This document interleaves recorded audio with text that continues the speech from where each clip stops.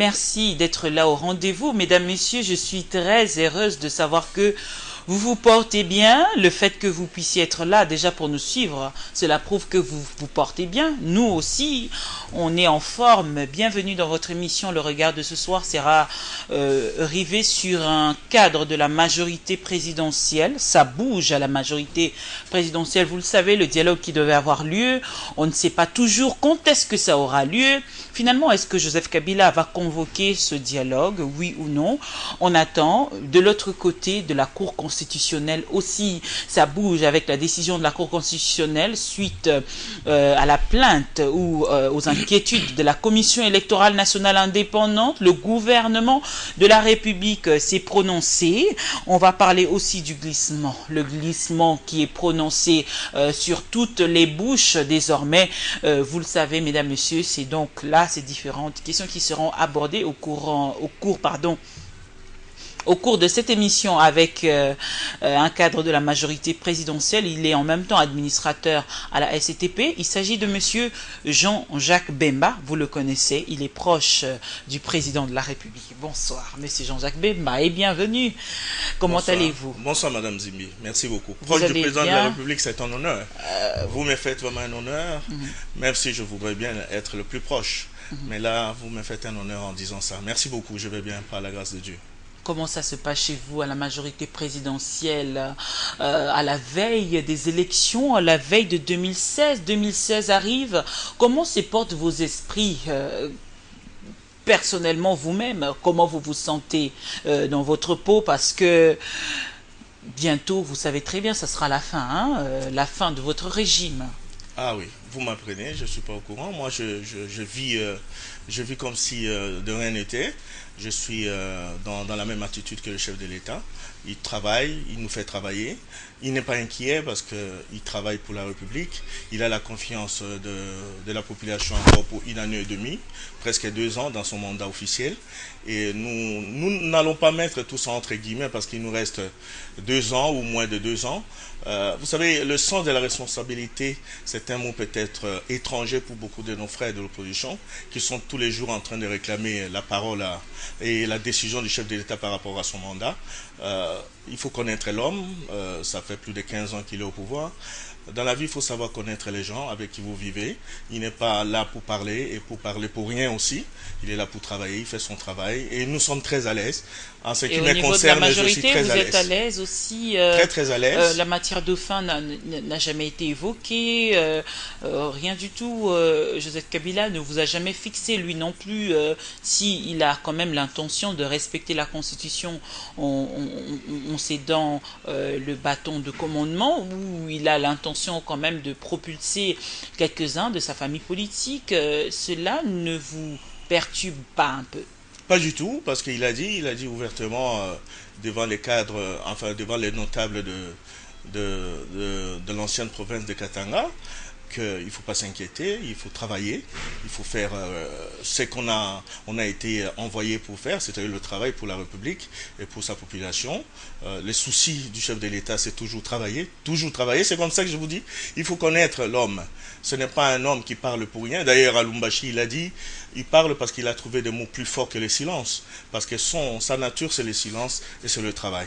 Mais justement, travailler, il a déjà travaillé, hein, pendant 15 ans, il a été au pouvoir.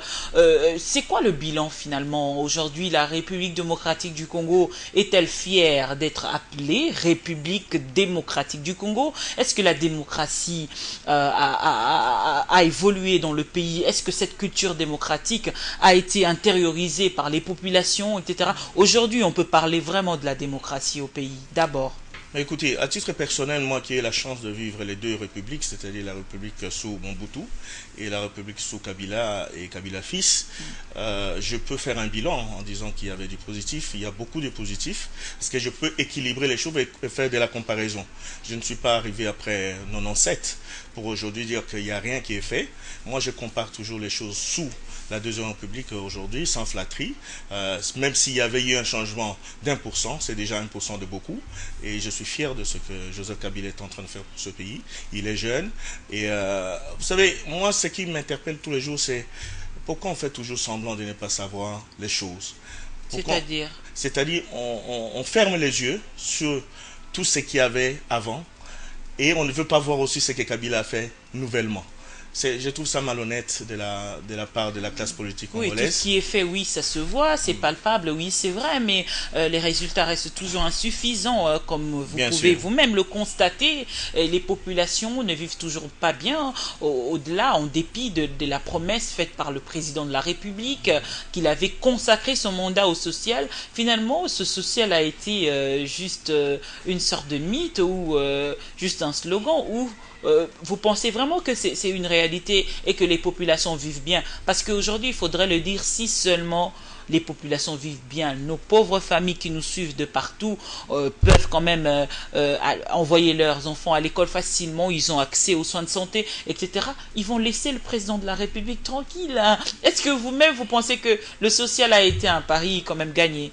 Eh bien, écoutez, j'aurais bien voulu être dans ces climats, comme on dit, c'est sûrement modeste ce qu'il a fait, mais nous ne sommes pas un pays de 3 millions d'habitants comme en face, nous ne sommes pas un pays de 5 millions d'habitants, nous sommes un pays continent, et le social, il va venir, mais il va venir... Il va venir il quand? va venir Parce que les mollo. mêmes raisons, 15 ans, il a travaillé pour... Je ne dis pas qu'il va venir demain, je ne dis pas qu'il n'a pas été fait. Je dis, je suis dans le contexte de la situation depuis 15 ans, comme vous dites. Le social vient dans les 15 ans, est venu peut-être déjà dans les 15 ans, mais nous ne pouvons pas comparer un social d'un pays de 3 millions d'habitants avec un pays de 80 millions d'habitants, madame. Ce n'est pas facile. Et surtout, il faut parfois mettre un rétroviseur et regarder derrière d'où nous venons. Où on était il y a 10 ans, avec toutes les rébellions qu'on a vécues. Le même discours, Jean-Jacques Bemba. Bien sûr, parce que c'est ça le discours, constat. hein. C'est ça le constat, malheureusement. C'est ça le constat. Le Ça constat, ne change malheureusement, pas. c'est que nous venons de très loin.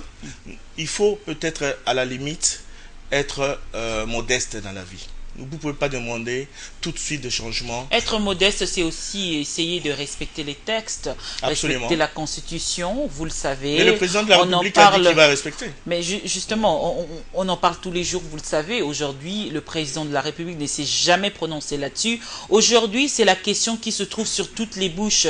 Finalement, Jean-Jacques Bemba, on cherche le président de la République, peut-être lui poser la question, parce qu'on vous reçoit, vous, les cas de la majorité, vos réponses ne sont jamais claires. Mais Finalement, est-ce que le président de la République compte rester ou compte partir en 2016, hein, monsieur Jean-Jacques Bemba? Madame, je ne peux pas répondre à sa place, vous l'avez dit, vous le cherchez pour avoir sa réponse. Mais écoutez, quand vous avez des personnalités comme le Premier ministre, comme le président de l'Assemblée, comme Lambert Mende, qui est le porte-parole du gouvernement, s'il vous plaît, ce n'est pas seulement le ministre de votre institution, quand ils parlent, c'est qu'ils ont quand même, ce sont des bouches autorisées. Quand ils disent que le président va respecter de l'article 1 jusqu'au dernier article de la Constitution. Pourquoi vous avez des doutes là-dessus? Est-ce respecter la Constitution, c'est dire, comme tout le monde sait chanter ici, croyez-moi, en décembre je pars. C'est vraiment de ça que vous avez besoin. Et je sais que c'est de ça que vous avez besoin. Vous voulez que Kabila C'est ça, vous fixer convoque et vous l'opinion. dise... C'est ça, fixer l'opinion, parce que les esprits sont surchauffés. Non, mais monsieur il a Bemba. fixé l'opinion plusieurs fois, madame. Même devant, Que devant quoi, les notables de Katanga, il a dit, travaillons, et le moment venu, on saura ce qui va se passer. Et Kabila, je crois que même si ça prend du temps, il n'a jamais dérobé à sa vérité. Il a toujours dit des choses qu'il a respectées, même si dans le temps, les gens voudraient que ça soit sanguin, que ça soit tout de suite. Lui, il prend son temps, raison pour laquelle il dirige ce pays tranquillement. Et on a perdu un peu la culture comme on dit, du show. Maintenant, il nous fait diriger le pays autrement. Et ça, on en avait besoin aussi quelque part au Congo. Et deuxièmement, je vais vous dire une chose.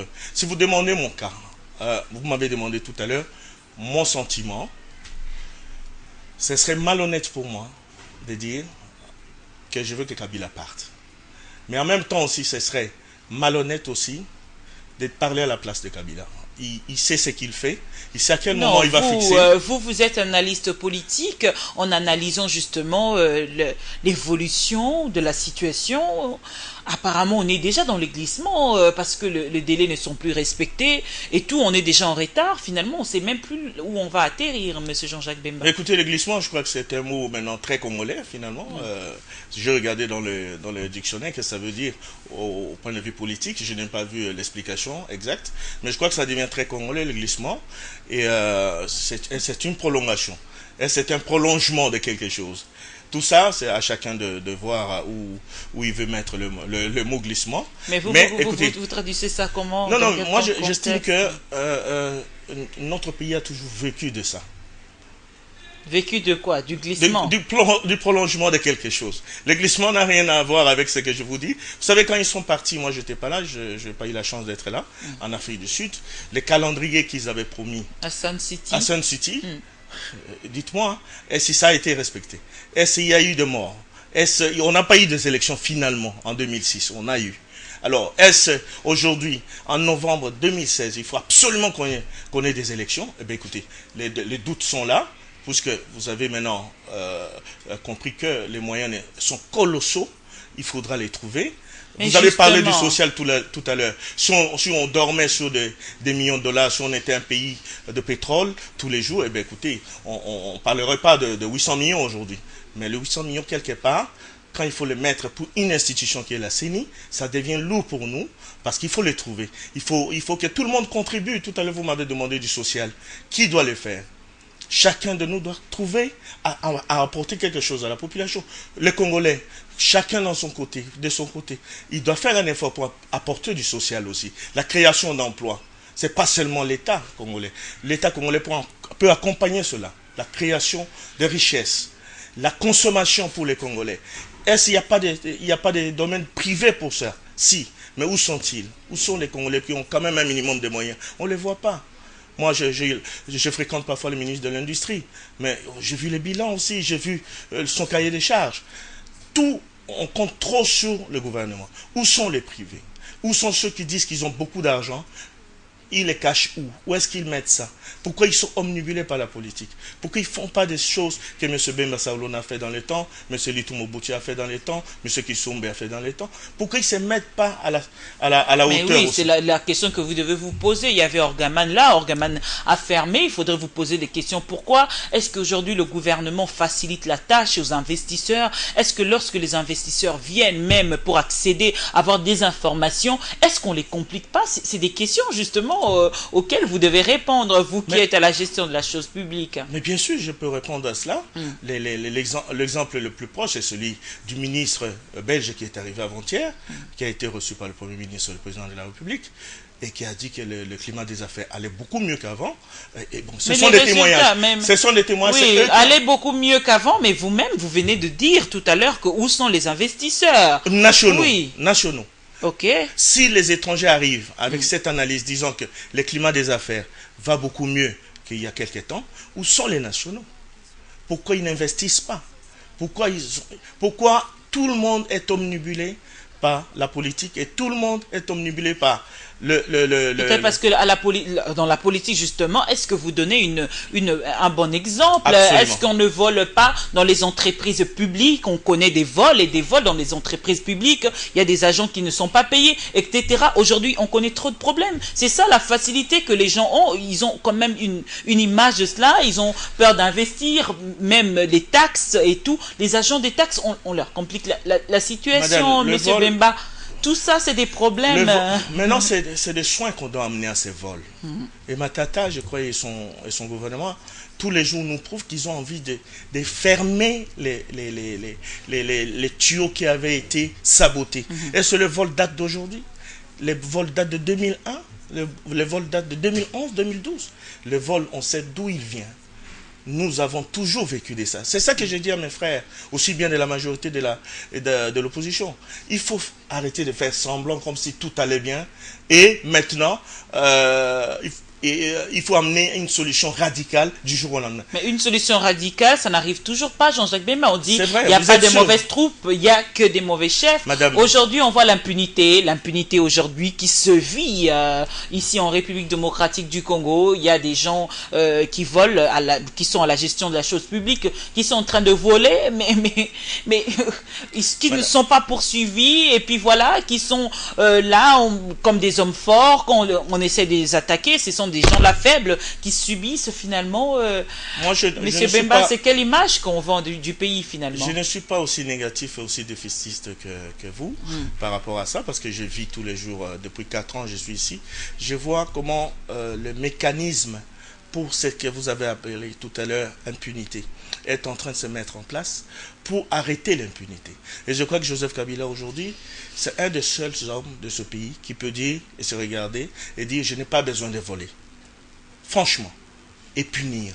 Maintenant, il ne punit pas arbitrairement. Il faut des mécanismes pour accompagner la punition. Les tribunaux doivent être encore mieux soutenus. On l'a dit ici. Mais lorsque c'est quelqu'un de l'opposition qui fait quand même qui fait une infraction, on voit à quel point il y a la rapidité du processus judiciaire. Non, cette personne-là est arrêtée tout de suite. Mais lorsque c'est quelqu'un qui vole, on doit faire des suivis et tout. On ne doit pas punir comme ça. Finalement, nous sommes tous égaux devant la loi, madame. Quand vous parlez de l'opposition, c'est trop stigmatiser les choses. C'est dire que celui qui fait une infraction de jeu, s'il est de la majorité, il ne sera pas puni. Non, je ne crois pas. Je pense qu'aujourd'hui, il faut armer, outiller la justice. Et c'est ce que le ministre Tamboué vient de commencer à faire depuis qu'il est là. Et il faut féliciter le gouvernement pour ça. Nous qui vivons un peu en dehors de ça, parce que moi je ne suis pas juriste, je suis un simple opérateur économique et surtout opérateur politique. Je vois qu'il y a du changement dans les secteurs de la justice. Oui, je vois ça, parce que j'ai des amis qui sont juges, j'ai des amis qui ont la chance d'être aujourd'hui honorés peut-être d'être procureurs, et je vois comment ils commencent à mieux travailler. Les moyens commencent à venir. Et ça, il faut reconnaître qu'il y a du travail qui est fait certainement en bas que nous tous, on ne peut pas savoir parce que nous ne sommes pas du domaine. Mais ne dites pas que tous les opposants qui ont été traqués ou bien qui ont été mis derrière le barreau n'ont pas été accompagnés par un mandat d'arrêt ou par un jugement. Je ne crois pas. Je crois que si aujourd'hui vous êtes un opposant et que vous avez fait une infraction, eh bien, croyez-moi, les juges vont faire en sorte que vous soyez accompagné d'un jugement, parce que c'est ça qui vous envoie directement en prison pour une condamnation ferme ou à une durée déterminée. Alors, Monsieur Bemba, aujourd'hui, je voudrais que vous puissiez expliquer à la population qui vous suit aujourd'hui, c'est quoi ce paradoxe? Comment comprendre le fait que le gouvernement de la République puisse débourser beaucoup de moyens pour construire l'immeuble intelligent. Oui. L'hôtel du gouvernement qui est sur le boulevard. Ok. Les avions qui sont arrivés Congo Airways. D'accord. Et aujourd'hui, ce même gouvernement dit n'est pas être prêt à débourser de moyens pour l'organisation des élections. Madame Zimbi, vous savez, j'ai comme analyse souvent et j'analyse toujours froidement. Vous n'allez pas me dire que depuis que la CENI existe, depuis qu'elle est là sous Malou Malou, ils n'ont pas eu d'argent du gouvernement. On ne peut pas me faire croire ça. Parce qu'on voit les gens de la CENI, comment ils travaillent, comment ils sont accompagnés. C'est peut-être pas assez financièrement, mais en même temps, M. Matata, qui est le Premier ministre et qui a été ministre des Finances, sait comment utiliser l'argent de l'État. Ça, au moins, il faut lui reconnaître ça. Nous voyons des preuves, comment il travaille. Maintenant, est-ce que c'est parce que la CENI n'a pas assez d'argent qu'il doit arrêter son programme de gouvernement? Il doit arrêter ce qu'il avait prévu, c'est-à-dire construire un bâtiment, acheter un avion ou deux pour la population congolaise, parce que la CENI, c'est une priorité. Est-ce la CENI la seule priorité pour un gouvernement, madame? La CENI demande 800 millions, presque 1 milliard de dollars. Ce n'est pas une mince affaire, il faut les trouver quelque part. Si aujourd'hui... Et le gouvernement n'a pas ça. Même si le gouvernement l'avait aujourd'hui 1 milliard sur sa table, vous croyez qu'il enlèverait 800 millions à donner à la CENI aujourd'hui? Est-ce qu'il n'y a pas plus important que la CENI? Est-ce qu'il n'y a pas possibilité de dispatcher les choses? Finalement, l'organisation des élections n'est pas prioritaire pour vous parce que... Mais qui dit ça? En démocratie, c'est une priorité. Oui, mais si on peut le faire dans le temps, et si on peut gagner un jour ou deux et faire retarder les choses pour trouver l'argent... En attendant que Joseph Kabila puisse glisser, c'est ça? Mais non, Joseph Kabila n'a pas demandé à ce qu'on manque de l'argent dans ce pays. Il va aller le chercher. Mais c'est lui le président de la République. Ah, il doit aller aussi aller chercher l'argent. Le Premier ministre est issu de la majorité présidentielle. Bien sûr, c'est notre Premier ministre parce que c'est la volonté du chef de l'État. Oui. C'est comme ça que je l'appuie parce que c'est un Premier ministre qui n'est pas sorti de Sun City. C'est un Premier ministre qui est sorti de la poche de Joseph Kabila. Et ce serait malhonnête pour moi de critiquer un Premier ministre qui est sorti de l'approche de mon patron. Parce que j'interviens là en tant qu'opérateur politique de la majorité. Je ne peux pas aujourd'hui dire que tout va bien dans le gouvernement. Et je ne peux pas dire que le gouvernement a tous les moyens et qu'il est de mauvaise foi qui ne le donne pas. Non, je ne peux pas dire ça. Je suis l'évolution de l'économie du pays parce que quelque part, je suis aussi un économiste de formation, je suis un commerçant aussi. Je vois comment les choses marchent. Ce n'est pas évident, madame, croyez-moi, en ce qui concerne l'argent, en ce qui concerne les matières premières que nous vendons pour avoir des devises, ce n'est pas aujourd'hui évident d'espérer avoir 1 milliard mais finalement, pour financer les élections à tour de rôle comme on a fait. Ils l'ont reconnu eux-mêmes. Il a été appelé devant l'instance qui est la CENI. Il a avoué qu'il n'a pas assez d'argent. Il sait de quoi il parle. Mais finalement, M. Bemba, le Premier ministre Augustin Matata Ponyo, qui a toujours vendu une bonne image de lui, l'homme de la rigueur, le technocrate, etc., l'homme qui a réussi à stabiliser pendant longtemps le cadre macroéconomique et tout, aujourd'hui dit n'est pas avoir l'argent pour organiser des élections. L'échec de la responsabilité d'échec incombe à qui finalement, à qui incombe cette responsabilité aujourd'hui, parce que on peut dire que ce gouvernement a échoué. Ben écoutez, on ne peut pas dire qu'il a échoué, mais la responsabilité, comme vous l'avez dit tout à l'heure, vous savez, il y a un proverbe, japonais qui dit les poissons pourris par la tête. C'est on ne verra que la tête du pays parce que on n'a pas cet argent, c'est vrai. Mais cela enlève à ce que Matata est l'homme de la rigueur. Vous l'avez dit tout à l'heure. L'homme qui cherche l'argent, qui essaye de bloquer l'argent qui a été volé. Et ça lui enlève le fait qu'avant que l'argent soit volé, il faut qu'il y ait déjà de l'argent. Pour ça, il faut que tout le monde contribue. Est-ce que c'est sa faute aujourd'hui s'il n'y a pas de recettes? Est-ce sa faute aujourd'hui qu'il n'y a pas de consommation? Est-ce sa faute aujourd'hui qu'il n'y a pas assez d'usines? Mais il a déjà ouvert, vous l'avez dit tout à l'heure, le climat des affaires. Chaque Congolais devrait y participer à cela, à faire en sorte que le pays soit plus riche. C'est tout ce que je peux dire en tant qu'opérateur économique aussi, quelque part. Mais je suis sûr que s'il y avait de l'argent aujourd'hui, dans les caisses de Matata, qui débordaient, je vois mal Matata bloquer une institution comme la CENI. Mais que répondrez-vous à ceux-là qui pensent que aujourd'hui le Premier ministre est bloqué lui-même parce que le Premier ministre, quand même, en comparaison avec d'autres premiers ministres, Matata Ponyo est un peu exceptionnellement, un peu sérieux, hein, il faudrait le dire. C'est l'impression en tout cas que les populations ont. Et que répondrez-vous à ceux-là qui pensent qu'il aurait reçu des ordres pour bloquer les moyens, pour qu'il ne donne pas des moyens à la CENI pour organiser les élections, pour qu'on tombe finalement dans ce fameux mot glissement? Oh, ce serait terrible de dire des choses comme ça, parce que Joseph Kabila était le premier à demander des élections d'en bas. Tout le monde ne visait que des élections d'en haut, c'est-à-dire législatives et présidentielles. Oui, parce que ça lui veut organiser toutes les élections. Oui, pour lui gagner qui est demandeur. Pour gagner du temps, pas du tout, madame. Il veut rendre à César ce qui est à César. C'est-à-dire dire à la population, maintenant le pouvoir vous appartient.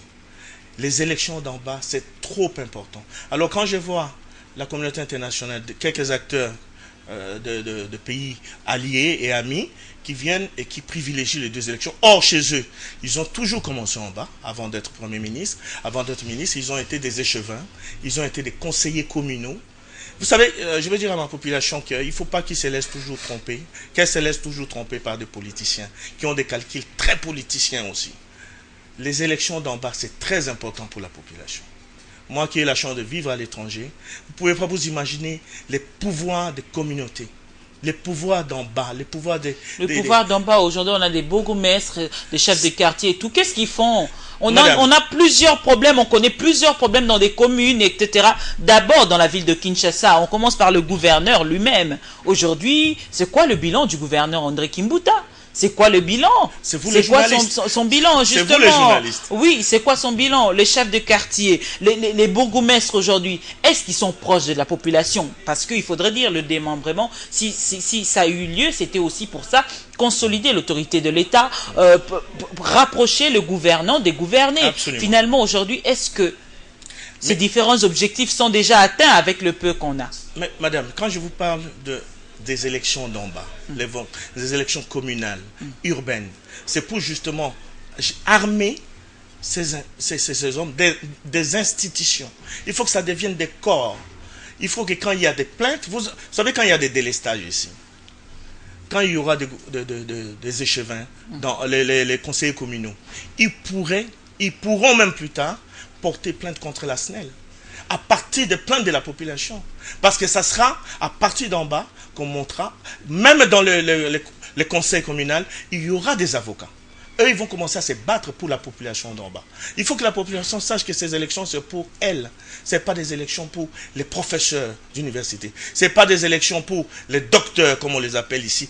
On est tous docteurs, on est tous professeurs, on est tous maîtres dans ce pays. C'est ça le problème. Alors, eux, ils veulent les grandes élections pour les intellectuels. Mais ils ne pensent pas à la population qui leur donne des voix. Quand ils sont au palais de la nation, ou quand ils sont au palais du peuple, 500, ils savent que ça vient de quelque part. Pourquoi n'est pas armer aussi cette population de son pouvoir aussi, de commencer à porter plainte contre des situations, comme je vous dis, là, des SNEL et de l'eau. Il y a des quartiers ici qui n'ont pas été approvisionnés en eau 2 ans. Il y a des quartiers en plein kin. Parce que, depuis longtemps, on n'a pas eu le temps, on n'a pas pris la peine de mettre tout cela en œuvre. On attend chaque responsable de la SNEL ou chaque responsable de la régie des eaux doit amener son bâton magique. Non, non. Il fallait des pouvoirs, il faut maintenant des pouvoirs d'en bas pour commencer à porter plainte contre ces responsables qui clochardisent et qui font du mal à la population. Je le dis en tant qu'un membre de la majorité, et je n'ai pas de complaisance. Il faut aider la population. Aider la population, c'est lui amener aussi des armes. C'est comme ça que Joseph Kabila, comme il est très proche, il sait d'où il vient. Il sait que c'est un homme rural. Il n'est pas urbain. Il est rural. Il connaît la population. Il sait que les besoins de la population, c'est ça, d'abord. C'est comme ça qu'il est très critique envers ses collaborateurs quand ils ne sont pas à la hauteur de ce que lui, il espère. Voilà. Et là, je suis sans complaisance. La population portait plainte, comme vous l'avez dit. Aujourd'hui, la Cour constitutionnelle s'est prononcée. Aujourd'hui, une partie de l'opposition estime que la Cour constitutionnelle a craché sur la République et tout, pour la première fois. D'ailleurs, cette Cour qui vient de commencer ne tranche pas en faveur du bien des populations congolaises, mais plutôt pour permettre à la majorité de respirer, finalement. Mais qui vous dit que la Cour a travaillé contre la population? Et qui vous dit que la volonté de la population, c'était le départ de Kabila? Mais ça, ce sont des sondages que je Avec le report des élections, en tout cas. Mais non, mais qui dit ça? Qui a dit ça? Quels sont les sondages qui nous donnent le droit de penser à la place de la population congolaise? Et la République, je me souviens, il y a quelque temps, on a critiqué un ambassadeur ici qui a parlé de la République de la Gombe. Mais la République n'est pas la République aussi de Kinshasa seulement. La vie des Congolais, c'est pas seulement à Kinshasa. Qui vous dit quels sont les sondages qui ont donné lieu à penser que la population veut que la Cour constitutionnelle se prononce contre cet arrêt qu'elle a donné? Écoutez, on appelle cette cour la cour des sages. C'est la dernière. Et je crois que les hommes, je les ai vus, je connais quelques-uns qui sont aussi bien de la majorité que de l'opposition, et peut-être même de la société civile, qui sont des hommes d'intégrité morale correcte. J'ai fait le papier, j'ai vu le nom. Il faut respecter ces gens. Quand vous appelez des gens des sages, respectez ça. Quand vous appelez votre grand-mère sage, votre grand-père sage, eh bien respectez qu'il vous donne son avis. Cette cour a donné son avis, et on sait bien que la Constitution, on l'a dit, on doit la respecter. C'est la juridiction qui doit lire la Constitution, qui doit interpréter la Constitution, s'appelle la Cour constitutionnelle. Elle a donné son avis, elle a lu en bon père de famille ou en bonne mère de famille.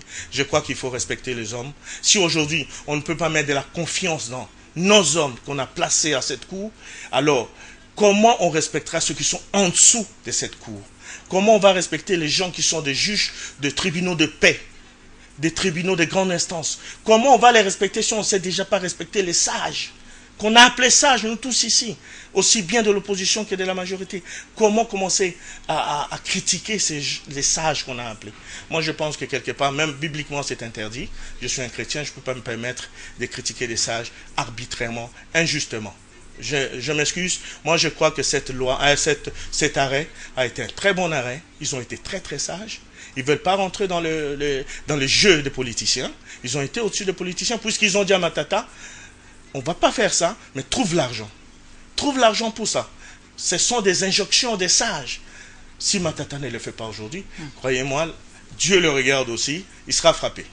Mais il sera frappé, justement, aujourd'hui, la décision de la Cour aussi a surchauffé les esprits. Comme vous le savez, les opposants vont se réunir quelque part, je pense, bientôt. Ne craignez-vous pas qu'on puisse connaître un soulèvement populaire, par exemple, écoutez, nous suite à la décision de la Cour constitutionnelle, nous qui sommes... parce que les indiscrétions parlent justement d'un petit complot qui se fait déjà dans le coulisses.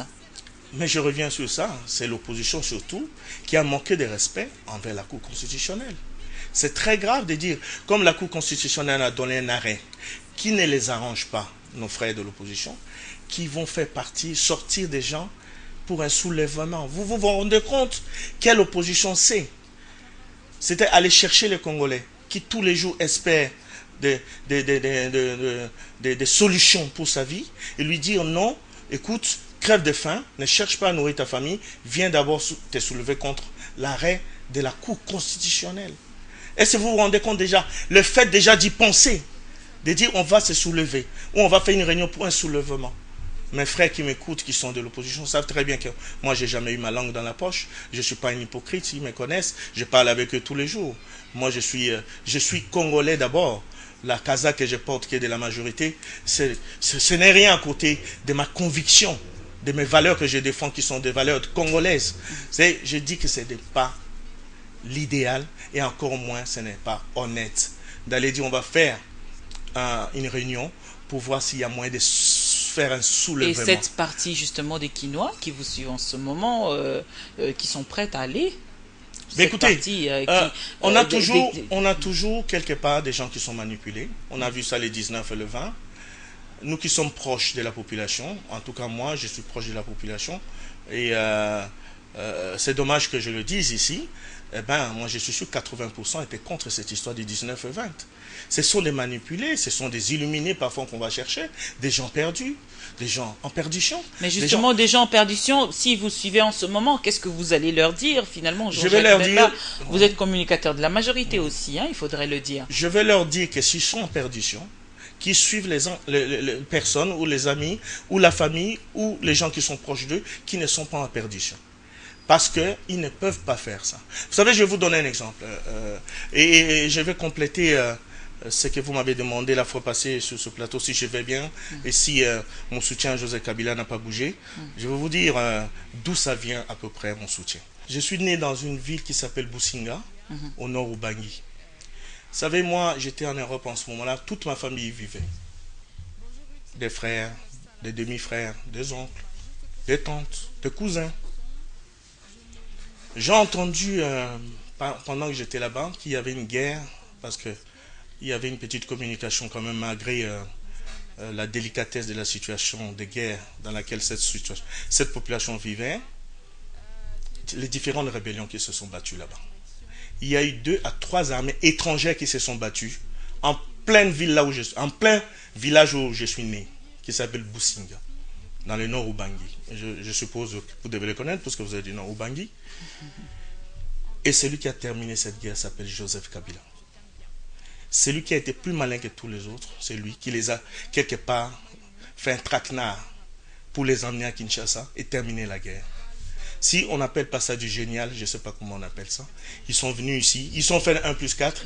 Ma population, qui est là-bas, puisque je suis proche d'elle, préfère encore faire du chant, manquer de l'argent, qu'entendre encore de bruit de balles. Il y a un cousin moi qui a perdu un tympan pour des armées étrangères, en combine avec des frères congolais qui ont pris des armes contre la République. Cette famille que je soutiens et qui me soutient aujourd'hui et qui m'appuie, même si elle est minime, qui m'appuie parce qu'elle est derrière moi pour le soutien que je donne à Joseph Kabila, ne veut plus entendre parler des balles. Il y a encore des stigmates dans les maisons où j'ai vécu là-bas, madame. Cela justifie aussi... Alors, ça justifie qu'il y a des convictions, il y a des valeurs que je défends, et aujourd'hui qui sont au-dessus, peut-être, de toutes les autres valeurs que nous voyons aussi, qui sont des valeurs de... Je reviens à la question principale, si justement ces gens, comme vous le dites vous-même, sont manipulés et qui sont prêts justement à aller sacrifier leur vie pour défendre leurs convictions.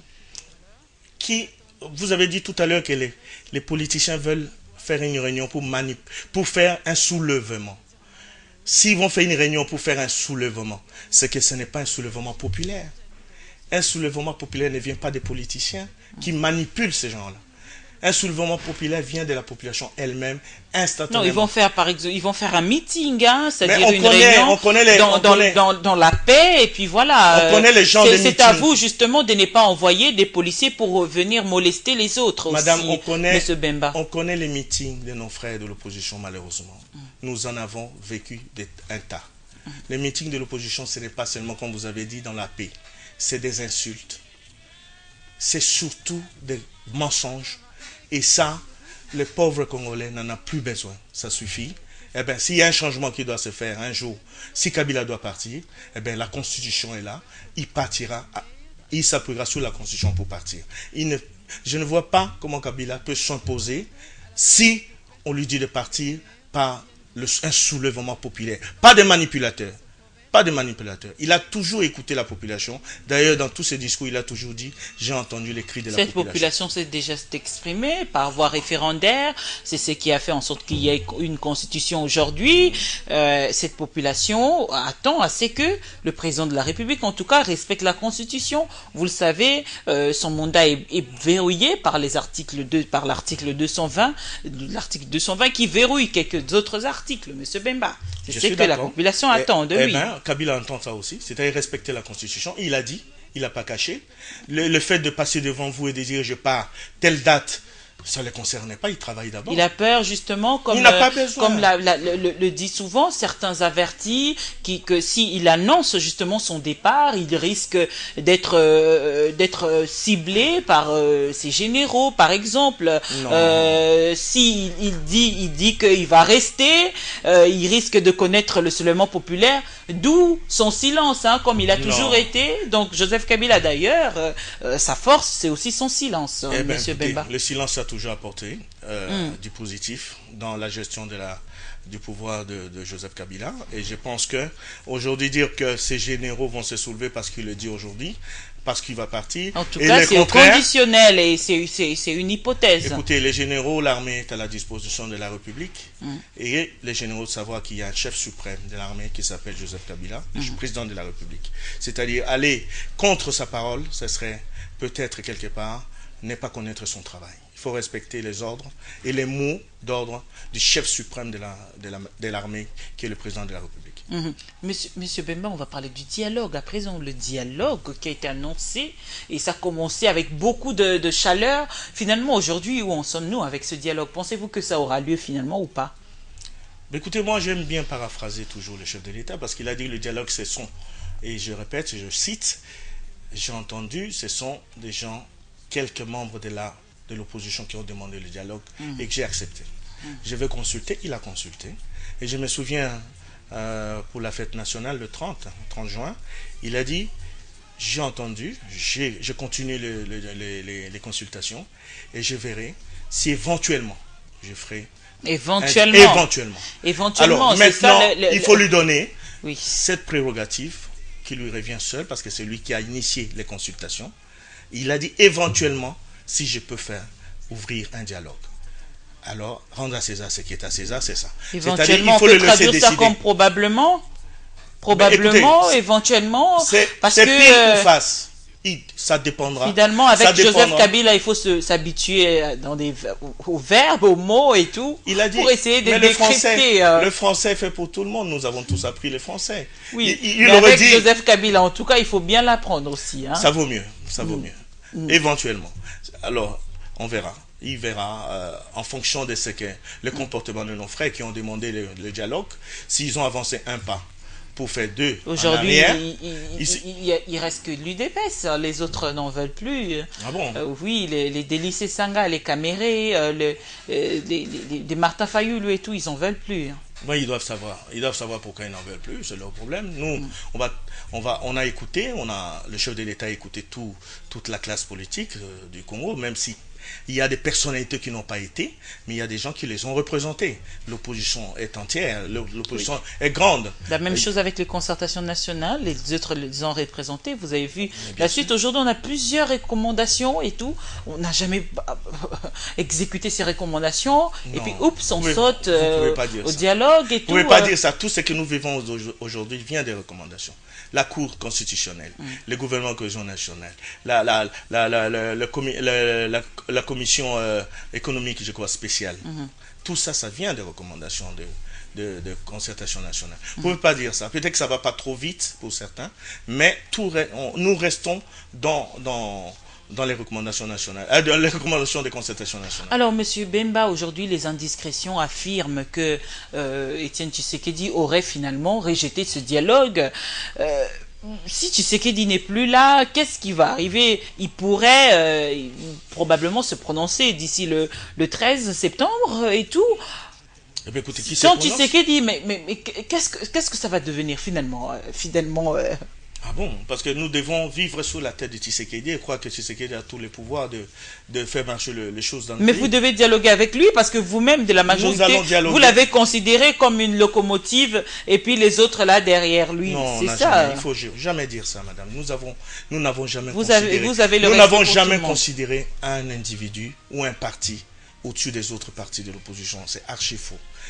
Pour nous, tous les partenaires politiquement de l'opposition aussi et historiquement, c'est l'UDPS qui est le premier parti. Nous avons considéré M. Étienne Tshisekedi et l'UDPS parce qu'il a été deuxième derrière notre président élu. C'est un minimum de respect que nous avons pour lui. Nous avons lancé les invitations pour qu'on aille à ce dialogue, qu'on aille aux consultations d'abord, que le chef de l'État a fait. Ils n'ont pas pris le train pour déjà des consultations. Or, ils étaient demandeurs. Ils étaient demandeurs de ces dialogues. Mais avant les dialogues, le chef de l'État dit, je consulte d'abord. Qu'est-ce que ça faisait à l'opposition, à ces frères-là de l'opposition, de venir et d'être consultés? Qu'est-ce que ça faisait? D'autres sont venus. Qu'est-ce que ça leur a fait? Est-ce que ça leur a enlevé une oreille, un œil, une partie de leur bouche? Non. Ça ne fait jamais de mal d'écouter et de dialoguer. Jamais. D'ailleurs, Joseph Kabila, c'est un homme de dialogue depuis le début. Depuis 2001, il ne fait que ça. Mais justement, après ce dialogue, qu'est-ce qui va arriver? Est-ce qu'il y aura une période de transition? Est-ce que le président de la République va être président et que Étienne Tshisekedi sera vice-président de la République? Qu'est-ce qui va se passer? C'est quoi le plan, Jean-Jacques Bemba? Madame Zimbi, je ne peux pas connaître le plan de Joseph Kabila. Ce serait simple pour moi. C'est son plan à lui ou c'est un plan consensuel? Mais écoutez, c'est de la politique. C'est celui qui est à la barre qui va nous emmener à nous qui sommes derrière lui, son plan. C'est ça. Parce qu'en politique, c'est ça. Quand vous avez un leader, c'est lui qui nous emmène des plans. Ce n'est pas à nous de lui imposer des plans. C'est une question de discipline de politique. Nous attendons. Si Joseph Kabila aujourd'hui nous appelle, nous qui sommes avec lui, et dit voilà, mon plan c'est ça pour sauvegarder et préserver ce que j'ai déjà mis, nous suivrons ce plan. Parce qu'il ne nous a jamais trompés. Peu importe la grandeur ou le risque de ce plan, vous allez accepter. Mais écoutez, les risques, lui-même il les connaît, lui-même il va les évaluer. S'il y a des risques, il sait comment il va nous mettre à l'aise pour qu'on préserve ce qu'il a déjà mis sur chemin et sur route pour nous. Un autre grand parti dont on a besoin au dialogue aujourd'hui, dont la majorité présidentielle a besoin, c'est le MLC. Le MLC qui est le parti cher à votre frère Jean-Pierre Bemba, qui reste à la Cour pénale internationale, à la haie. Monsieur Jean-Jacques Bemba, vous le savez, il y avait des problèmes entre Thomas Louaka et F. Bazaïba, mais c'est au travers d'une correspondance, signée par le chairman, Jean-Pierre Bemba, que ce problème a été résolu finalement. Aujourd'hui, Madame Bazaïba a été confirmée. Est-ce que aujourd'hui vous pouvez jouer au facilitateur?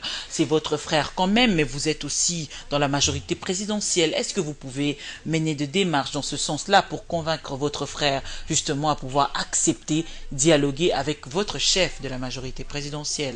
Mais écoutez, moi je n'aime pas beaucoup parler. J'aurais pu faire, comme vous avez dit, le médiateur si Jean-Pierre Bemba était en prison par la volonté du chef de l'État. Ça c'est mon rôle en tant que frère de sang.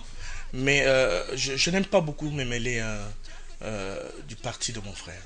Parce que c'est le parti de Jean-Pierre Bemba. ce n'est pas parti des amis de Jean-Pierre Bemba. C'est ça, ça au moins je peux témoigner. Ce parti... Le convaincre peut-être de venir au dialogue, de pouvoir désigner quelqu'un, aller dialoguer avec le président de la République. Si aux concertations nationales, il a envoyé son parti, à plus forte raison, il peut l'envoyer aussi encore maintenant. Mais c'est à lui seul, là où il est, puisqu'il a des contacts avec les gens qui dirigent le parti ici, c'est à lui seul de décider qui doit aller dialoguer, qui doit aller être consulté par Joseph Kabila. Moi, je ne peux pas faire ce rôle parce que ça, c'est quelque chose qui ne m'appartient pas. La seule chose qui m'appartient, c'est le sang que je partage avec Jean-Pierre Bemba. Si son sort dépendait de Kabila, je serais là, à côté de Kabila. Comme je l'ai toujours dit, depuis 4 ans, je répète la même chose. Je ferai la grue devant la résidence du chef de l'État pour sortir Jean-Pierre Bemba de la prison. Mais là, ce n'est pas lui. Ça n'a rien à voir avec lui, la détention de mon frère, et la politique. C'est vrai, je pourrais, mais je n'aime pas du tout faire ça, parce que ça, c'est son bien privé. Ça n'a rien à voir avec la famille. On va conclure, Jean-Jacques Bemba, en perspective, comment imaginez-vous la date du 20 décembre 2016? Bien écoutez, comme Joseph Kabila a dit, travaillons, et qui sait, Jésus-Christ descendra. Et s'il descend, qu'est-ce qu'on a à foutre avec le 20 décembre 2016? Il a dit devant les notables, il faut travailler. La date, si elle arrive, on verra ce qu'on deviendra ces jours-là. Si on doit organiser des élections, les moyens seront là. Joseph Kabila respectera, comme ça veut dire, la Constitution. En partant. Mais écoutez, mais c'est exactement ça, vous le dites. En partant. En respectant la Constitution. Il va respecter... Non, il faudrait le dire. Il va respecter la Constitution en partant. Mais en quittant les pouvoirs. Mais c'est ça, le mot-clé de toute l'opposition. C'est le départ de Kabila. Mais est-ce que le départ de Kabila doit coïncider absolument au 20 décembre 2016? Dieu seul sait. Peut-être que Jésus-Christ descendra. On saura en ce moment-là. Monsieur Bemba, merci d'avoir répondu à notre invitation. Moi. On n'a pas parlé de la SCTP. On va en parler prochainement. Les problèmes du pays sont prioritaires. On devait en parler. À vous également, un grand merci de nous avoir suivis. J'espère que vous avez été convaincus par rapport à tout ce qu'il a dit. Tout ce qu'il a dit, ça n'engage que lui. Mesdames, messieurs, vos suggestions et vos propositions seront les bienvenus au travers de ce numéro qui est affiché au bas de vos écrans. Vous allez nous contacter. Vous allez suivre cette émission rediffusion demain, samedi, à partir de 10 h juste. Vous allez suivre cette émission sur la page Facebook Barbara Nzimbi officielle. D'ici là, portez-vous bien et restez avec nous sur Congo Web, la télévision haute définition. Je vais vous retrouver vendredi prochain. Ça sera avec le même plaisir si Dieu le veut et si Jésus-Christ ne revient pas. On se dit à très prochainement. Au revoir.